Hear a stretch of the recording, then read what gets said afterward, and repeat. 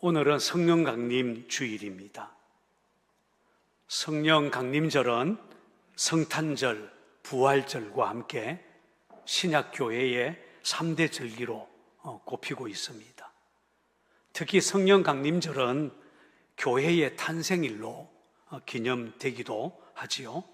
오순절날 주님의 제자들 120명이 다락방에 모여 기도하고 있었을 때 성령님이 그들에게 임하셨고, 이때부터 신약교회가 시작이 되었습니다.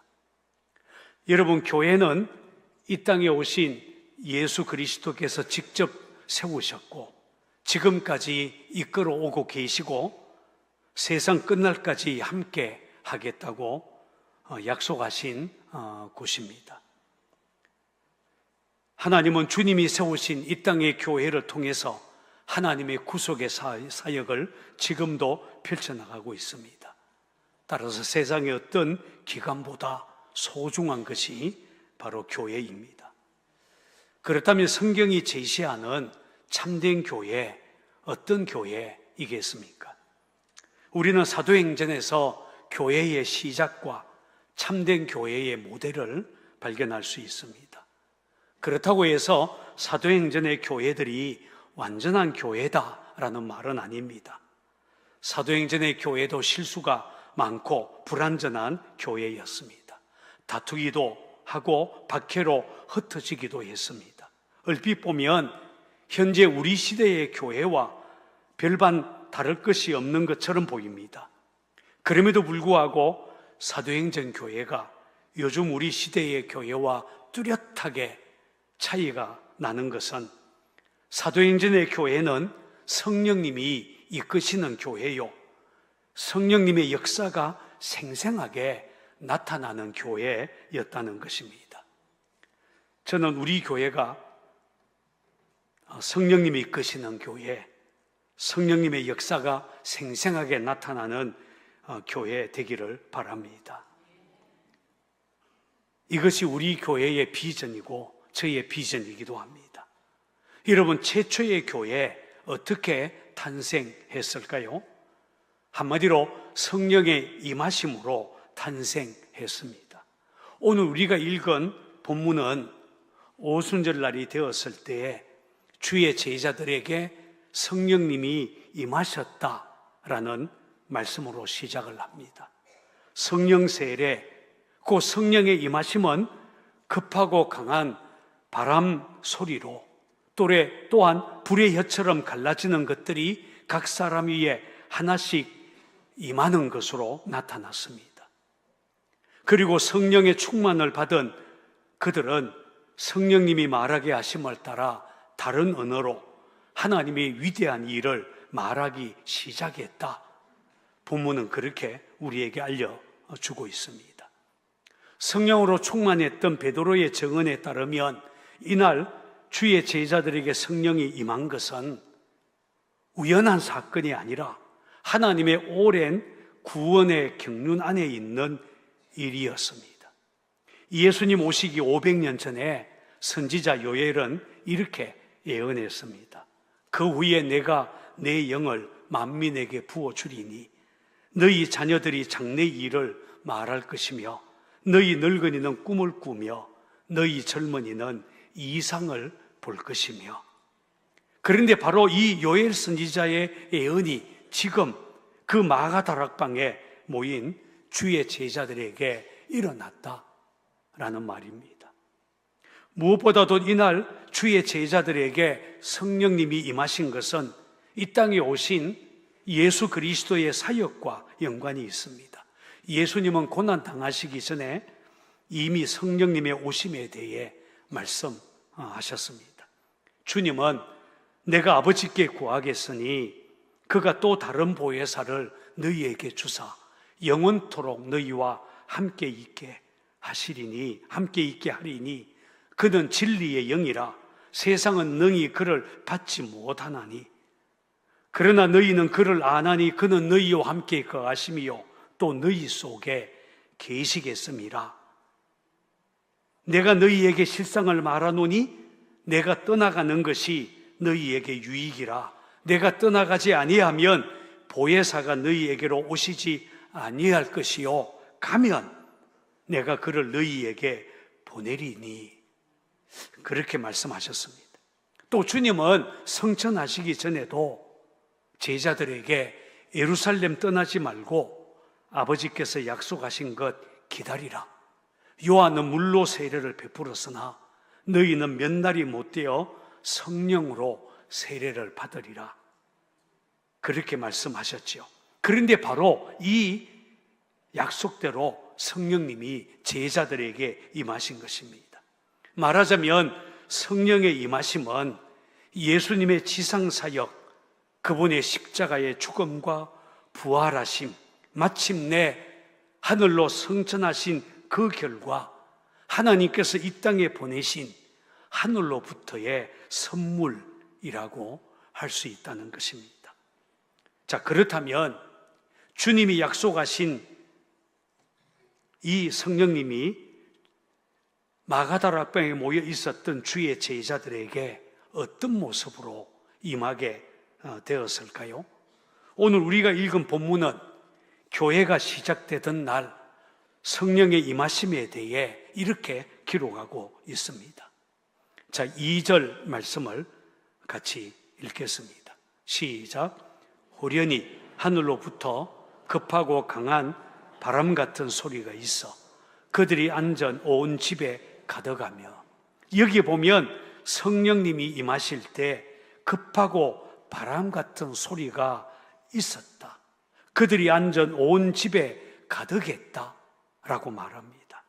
여러분, 이것은 성령이 임하실 때 나타나는 청각적인 현상을 말합니다. 성령님이 임하실 때 급하고 강한 바람 같은 소리가 들렸다는 말입니다. 물론 그렇다고 해서 일부러 쉬 이런 바람 소리 낼 필요는 없어요. 옛날에 기도원에 가면 이렇게 쉬 하며 바람 소리 내는 사람들이 꽤 있었어요. 그런다고 성령님이 임하는 것이 아닙니다. 원래 성령은 히브리어로 루아흐라고 말합니다. 이 말은 호흡 혹은 바람이라는 뜻을 가지고 있습니다. 하나님이 맨 처음 사람을 만드실 때 흙으로 빚으시고 그 코에 생기, 곧 하나님의 호흡을 후 하고 불어넣었습니다. 그러자 사람이 생명이 되었지요. 하나님의 호흡, 하나님의 영이 사람 속에 들어오자 사람은 하나님의 호흡을 가진, 하나님의 생명을 가진 존재가 되었다는 말입니다. 성령이 임하실 때 이런 일이 일어납니다. 여러분, 성령님이 하나님의 호흡이라는 것 참 흥미롭지 않습니까?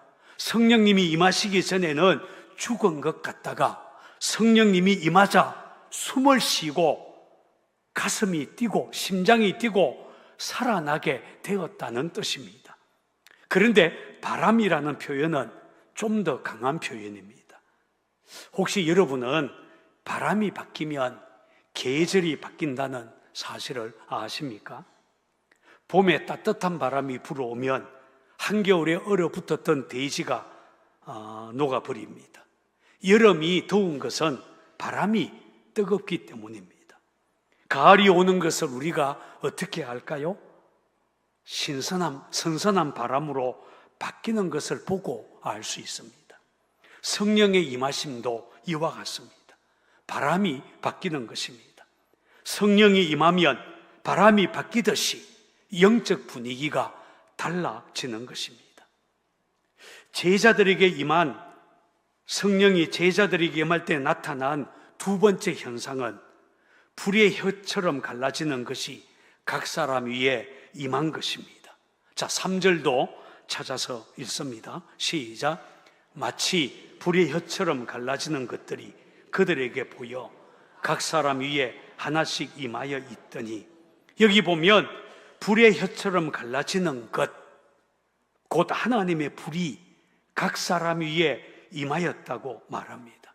이것은 성령 세례, 성령이 임하실 때 나타나는 시각적인 현상이라고 할 수 있습니다.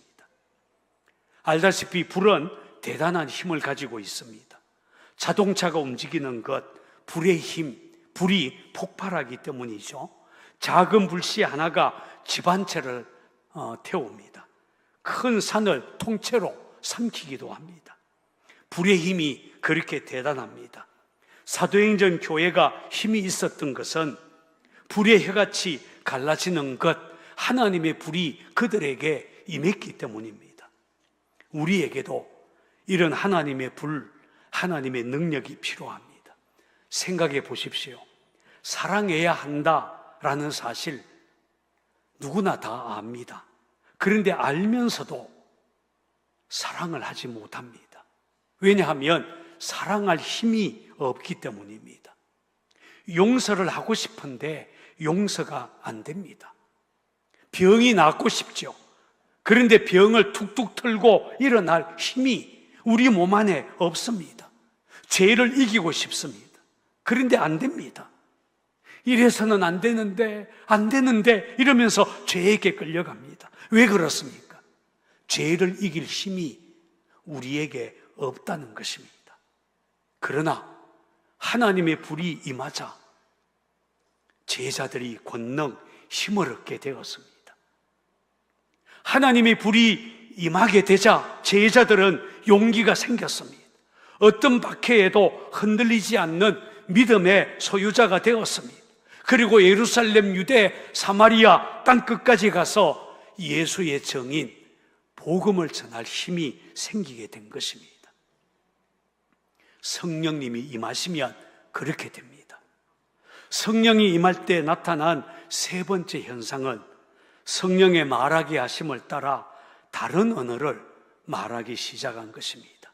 4절도 같이 읽습니다. 시작. 그들이 다 성령의 충만함을 받고 성령이 말하게 하심을 따라 다른 언어로 말하기를 시작하니라. 여기 보면 성령님이 임하자 제자들은 다른 언어, 헤테라이서, 글로사이서, 다른 언어, 방언을 말하기 시작했다라고 말합니다. 여기서 우리는 다른 언어, 방언이라는 말을 주목할 필요는 없습니다. 오히려 성령이 말하게 하심을 따라 이 말을 주목해야 됩니다.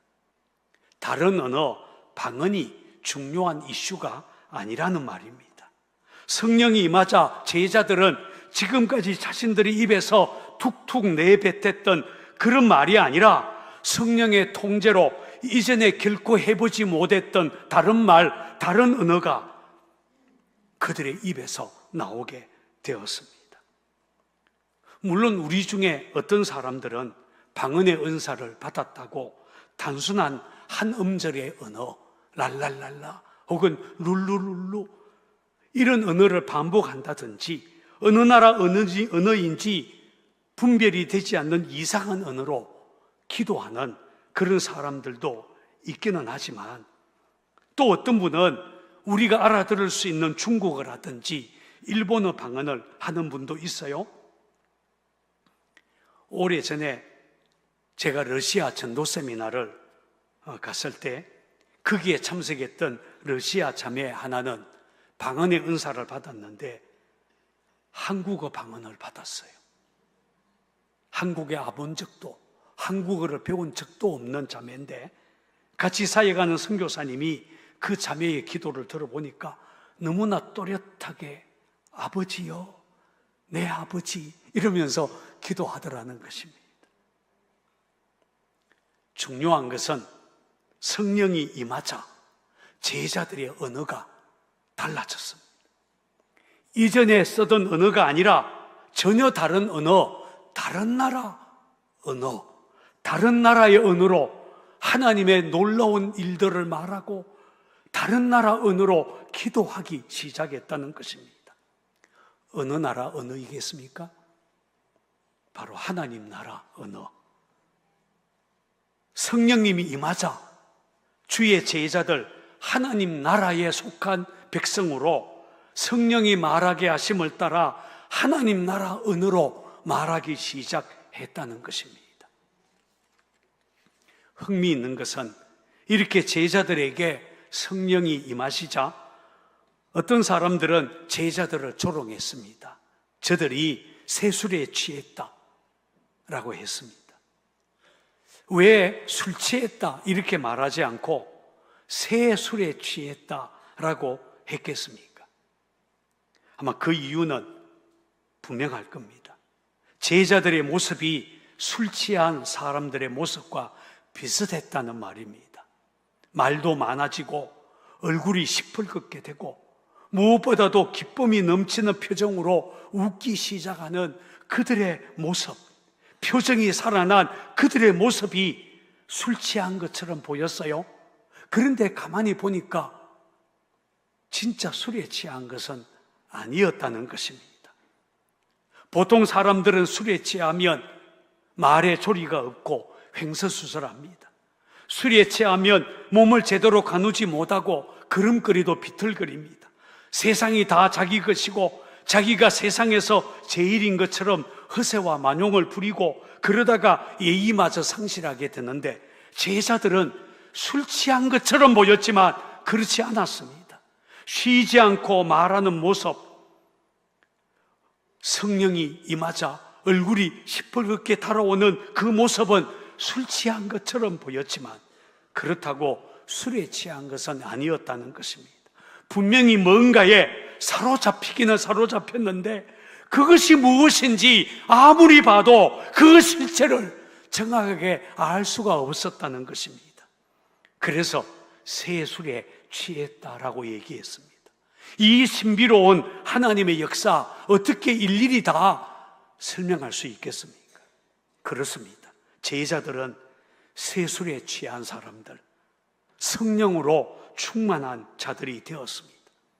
더 이상 볼품없는 갈릴리 어부들이 아니라 도망치는 겁쟁이들이 아니라 성령님이라는 새술에 취해서 가슴이 뜨거워진 사람들, 말이 달라지고 살림이 달라진 사람들, 바로 그렇게 되었다는 것입니다.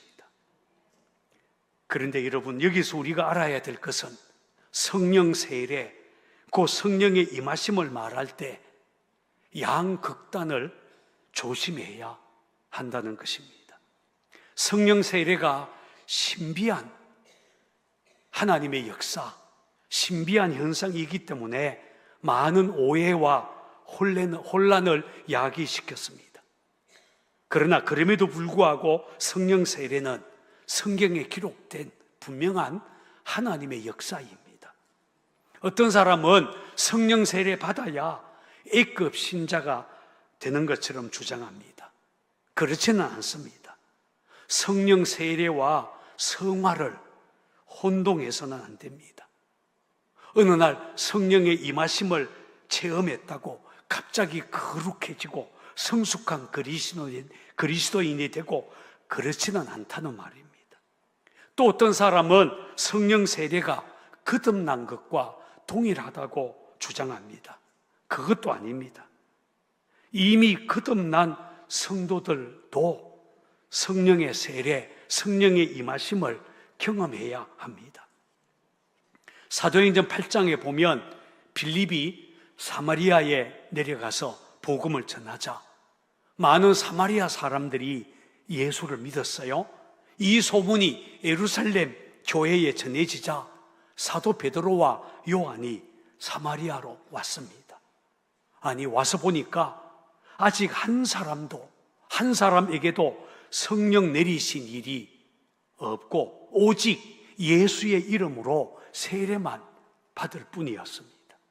그래서 두 사도가 예수 믿고 세례받은 그들에게 안수하자 그때 성령이 임하였다. 성경은 그렇게 설명합니다.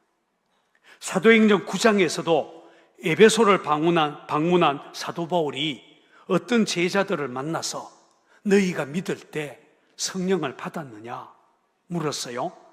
그들이 뭐라고 대답했을까요?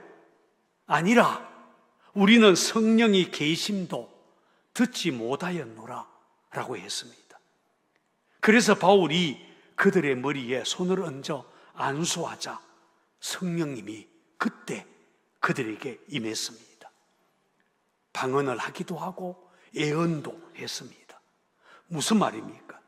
예수 믿고 구원받은 성도라 할지라도 성령 세례, 성령의 임하심을 경험해야 한다라는 뜻입니다.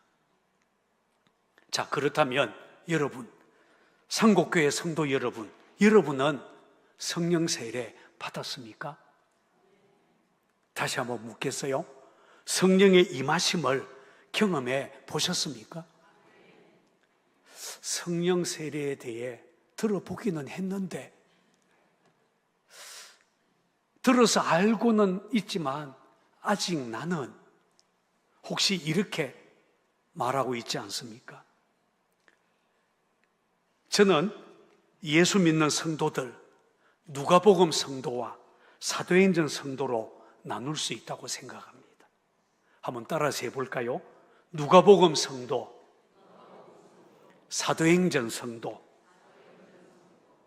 누가복음 성도, 예수 믿고 구원은 받았지만 아직 성령 세례, 성령의 임하심을 한 번도 경험하지 못한 성도를 일컫는 말입니다.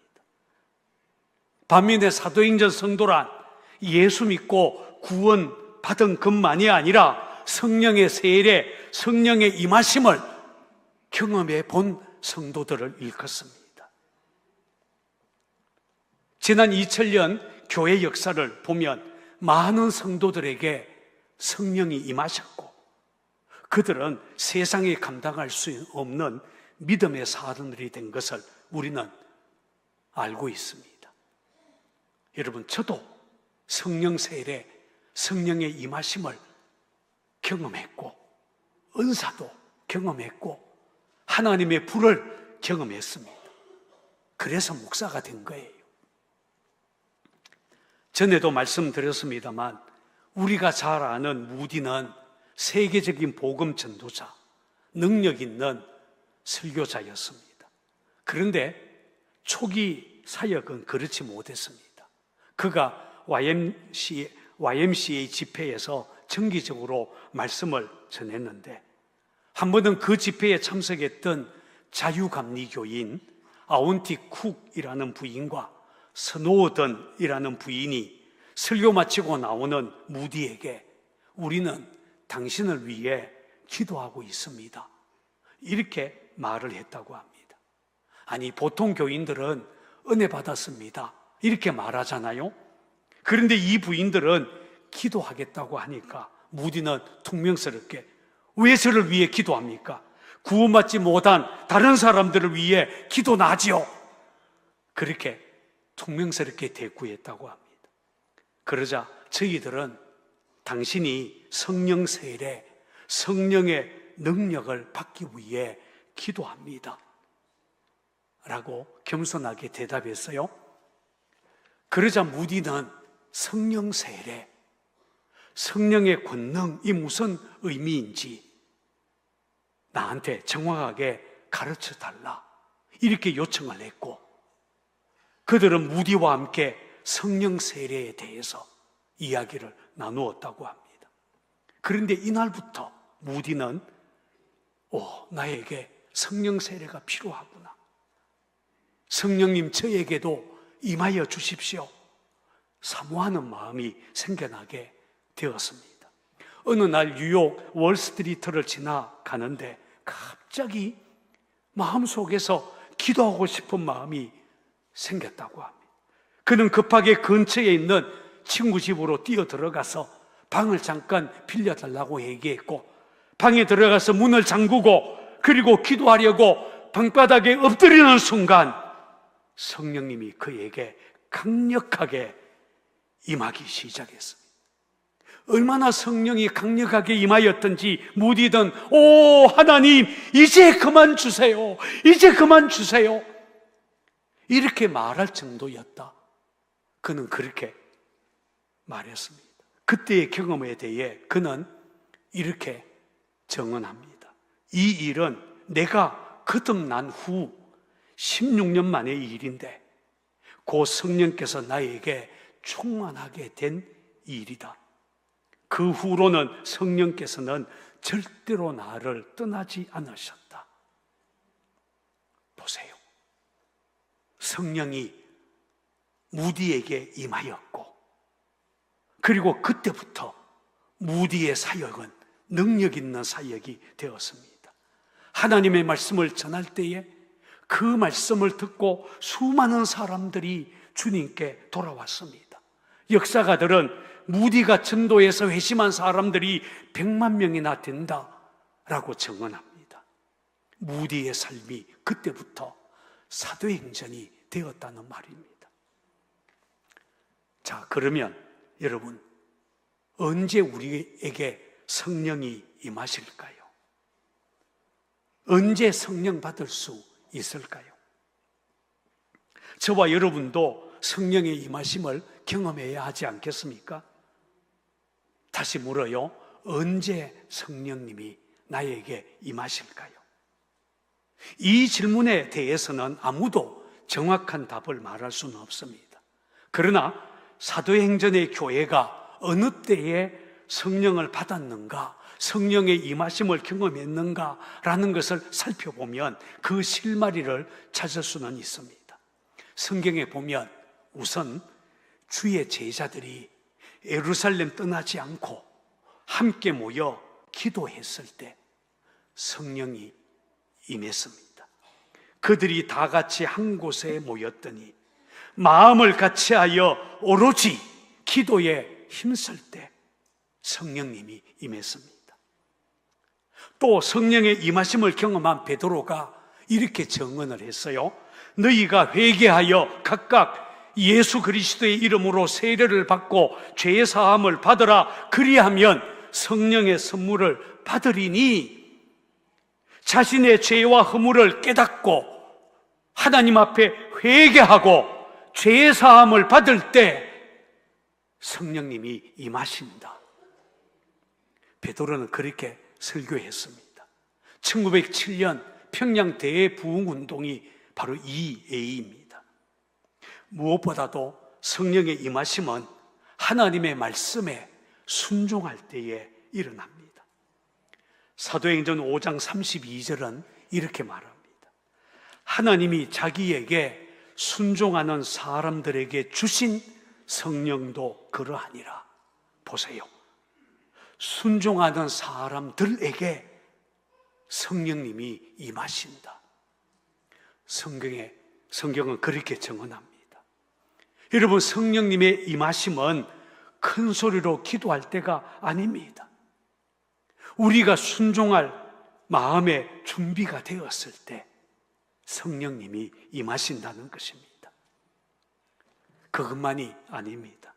성령의 임하심은 많은 경우 하나님의 말씀을 들을 때 일어납니다. 사도행전 10장 44절에서 45절은 이렇게 말합니다. 자, 같이 한번 우리 읽어볼까요? 시작. 베드로가 이 말을 할 때에 성령이 말씀 듣는 모든 사람에게 내려오시니 베드로와 함께 온 할례 받은 신자들이 이방인들에게도 성령 부어 주심으로 말미암아 놀라니. 여기에 보면 베드로 사도가 고넬료 집에서 설교하는 도중에 성령이 그곳에 모인 이방인에게 임했다. 그렇게 증언합니다. 놀랍지 않습니까? 이방인들에게도 성령이 임했습니다.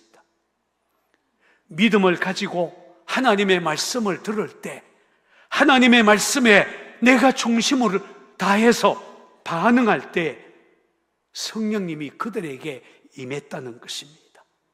여러분, 하나님의 말씀 듣는 게 이처럼 소중합니다. 여러분, 언제 성령님이 우리에게 임하실까요? 모든 사람들에게 다 동일하게 해당되는 정답은 없지만 사도행전이 보여주는 경우를 살펴보면 성령의 임하심은 우리가 교회에서 신앙생활하는 것과 매우 밀접한 관계가 있다는 것을 알 수 있습니다. 성령 받으려면 산기도 해야 된다 이렇게 말씀하지 않고 기도원으로 가라, 특별 집회 열어라 이렇게 말하지 않고 성경은 우리가 모여 함께 기도할 때, 예배할 때, 말씀을 들을 때, 진심으로 죄를 깨닫고 회개할 때 성령님이 임하셨다. 성경은 그렇게 정언합니다. 그러니 여러분, 모이기를 힘써야 합니다. 예배에 참석해서 하나님 말씀 듣는 것 최우선의 순위, 삶의 최우선 순위에 두어야 할 것입니다. 특별히 기도회로 모일 때 여러분, 그때가 바로 성령의 임하심을 경험할 기회다 이렇게 여기고 기도회로 모이는 데 힘써야 할 것입니다. 여러분, 새벽 기도에 오세요. 금요 심야 기도회에 참석하시기 바랍니다. 주일날 하나님의 말씀 들을 때에 귀를 기울여 듣고 마음으로 반응하시기 바랍니다. 성령의 임하심을 경험할 수 있는 기회입니다. 여러분, 오늘은 성령 강림 주일입니다. 오순절날 마가다락방에 모인 주의 제자들에게 성령이 임하여 신약교회가 시작된 것 우리가 기념하고 있습니다. 저는 오늘 저와 여러분에게도 성령이 임하시기를 바랍니다. 우리 삶이 사도행전이 되고 거친 광야 같은 이 세상에서 믿음으로 승리하려면 성령의 임하심의 역사를 우리는 경험해야 합니다. 지친 모습으로 냉랭하게 식은 가슴으로 억지로 교회에 나오는 사람들이 아니라 가슴이 뜨거워지고 영적 분위기가 달라지고 말하는 것이 달라지고 우리의 삶에 하나님의 은혜가 부어지려면 하나님의 영이, 성령님이 우리에게 임해야 한다는 것입니다. 오늘 저와 여러분들에게 그렇게 하나님의 영, 성령님이 임하여서 우리 교회가 사도행전의 교회처럼 되고 상곡교의 성도들이 사도행전의 성도들처럼 되기를 주의 이름으로 축원을 드립니다. 자, 이제 우리가 말씀을 들었어요. 이 시간에는 좀 함께 기도하는 시간을 가지십시다. 다른 때는 그냥 앉아서 기도했는데 오늘은 우리가 좀 일어서서 함께 기도했으면 좋겠어요. 다 일어나 보시기 바랍니다. 여러분, 하나님의 말씀 들을 때 성령이 임했다고 그랬어요. 함께 모여서 간절한 마음으로 기도할 때 성령님이 임하셨다고 성경은 증언합니다. 여러분, 저도 부흥에 참석했다가 성령의 임재를 경험했어요. 여러분, 저도 예배하다가 말씀 나누다가 성령이 임하시는 것을 경험했어요. 그렇다면 오늘 이 자리 성령의 임하심을 경험할 수 있는 축복의 자리가 될 줄 믿습니다.